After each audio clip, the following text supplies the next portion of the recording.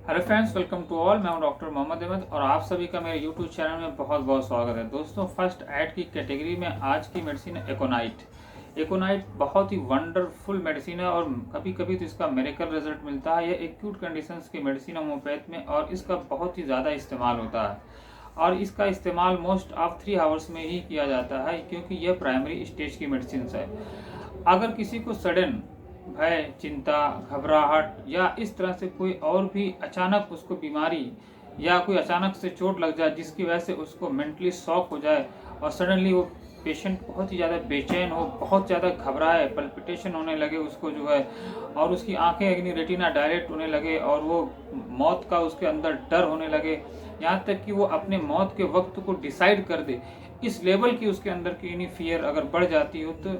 एकोनाइट one of the best medicine होगी at that time. अगर आप उसको एकोनाइट की चंद बूंदे उसके मुंह पे आप उसको खिला देंगे तो आई होप कि उसकी ज़िंदगी बच जाएगी। इसी तरह से अगर हार्ट अटैक किसी को आ गया हो और सडनली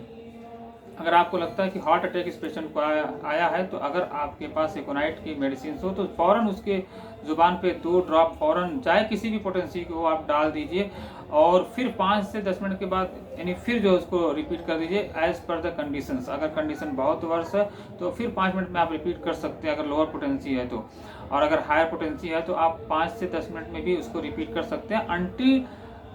तब तक उसको रिपीट करते रहें जब तक कि पेशेंट स्टेबल ना हो जाए या उसको कहीं अगर इमरजेंसी कंडीशन में आप ले जा रहे हैं तो वो वहाँ पहुँच ना जाए। तो एकोनाइट जो है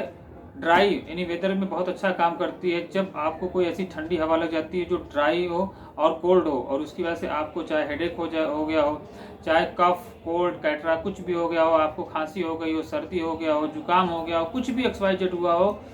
तो आप सबसे पहले अगर आप उसी वक्त यानी जितनी जल्दी हो सके आप अगर एकोनाइट ले लेते हैं तो आपको वो प्रॉब्लम्स और ज़्यादा नहीं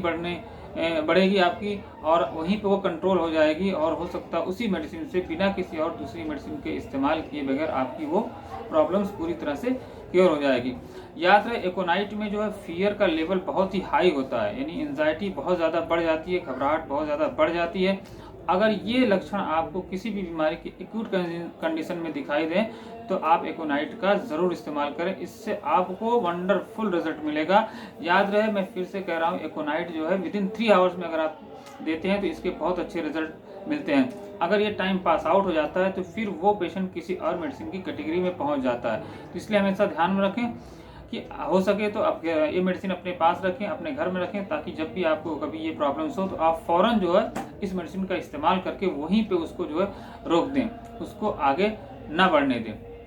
उम्मीद करता हूँ आप लोग इसे अपने घर में रखेंगे और इसको किसी भी तरह की इमरजेंसी कंडीशंस में आप इस्तेमाल कर सकते हैं। सपोज दैट किसी का एक्सीडेंट हो गया और उसको उस एक्सीडेंट से की वजह से बहुत ज़्यादा घबराहट होने लगी तो आप उसको ये दे सकते हैं, या किसी को कुछ कट गया हो, फट गया हो या गिर गया हो, चोट लग गई हो, यानी जो है उसको जो है मेंटली ट्रॉमा हो गया हो, तब भी आप उसको जो फ़ौरन दे सकते हैं क्योंकि उसे एक शॉक लगा है, या